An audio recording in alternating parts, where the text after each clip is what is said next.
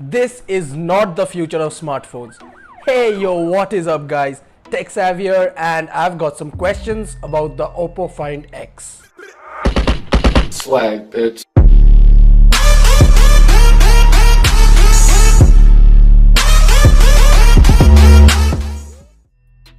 So this year at MWC, Vivo took a huge step in designing a truly bezel-less and more importantly a notchless smartphone.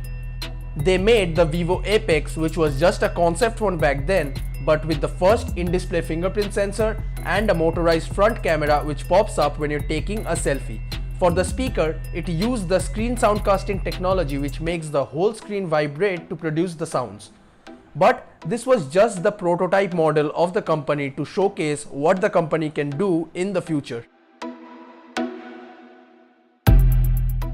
But few weeks ago, Vivo launched the V1X. This is a smartphone for the consumer market in which Vivo used the technologies from the Apex. It has a 6.59-inch 19:9 FHD screen and has a bezel-less and notchless design with a 91.24% screen-to-body ratio, although it has a minor chin. It has the same in-display fingerprint sensor like the Vivo Apex phone and works quite well. For the sound, it uses the same screen soundcasting technology and the front camera pops up from the top when you're taking a selfie. So it is like the retail version of the Apex. Today is the day that the smartphone game changes. But then came Oppo with a smartphone with 93.8% screen to body ratio, which is the highest till now. Kudos to Oppo for reaching that ratio and getting rid of the notch. But at what cost? I have got so many questions for this smartphone and I personally highly doubt that this is the quote-unquote smartphone of the future. So let me just tell you about the phone first. So Oppo Find X is rumored to come for $1155 with 256 gigs of internal storage, 8 GB of RAM and a Snapdragon 845 SoC. It has the specs of a flagship device, but then comes the design. This phone looks really unique as it has no camera neither on the front nor at the back, until the whole upper part of the phone pops up with the help of a motor to reveal the dual back cameras, the 3D front camera, the IR blaster, the flood illuminator and the dot project. Hold on a sec. Why are these sensors so familiar? Aren't these the same sensors used in the iPhone X for Face ID? Yeah, they are.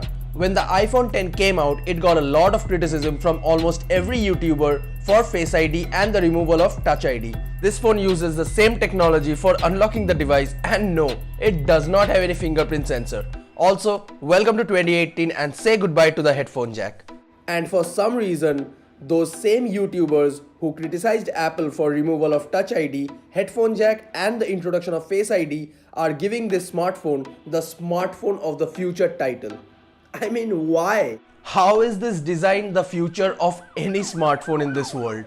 And look at the OS that is running on this device. It looks like a complete rip-off of iOS.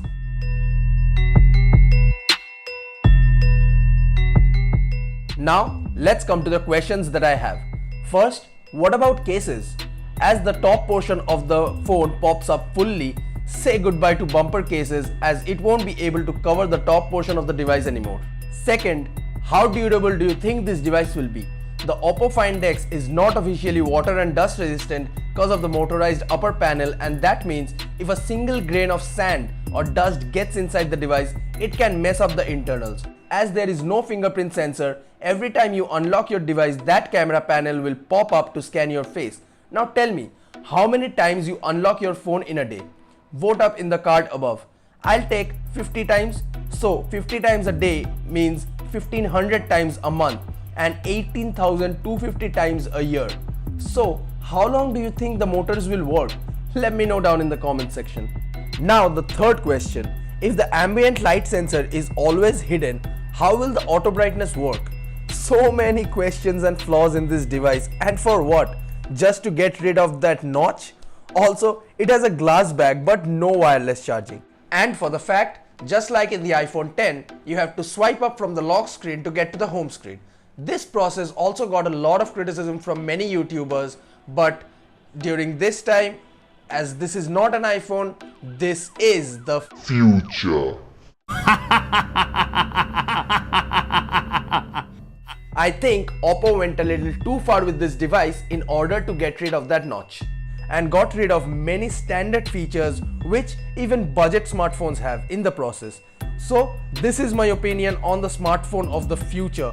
Let me know down in the comment section what are your opinions about the device. Hit the like button if you like the video and smash that subscribe button guys. It means a lot to me.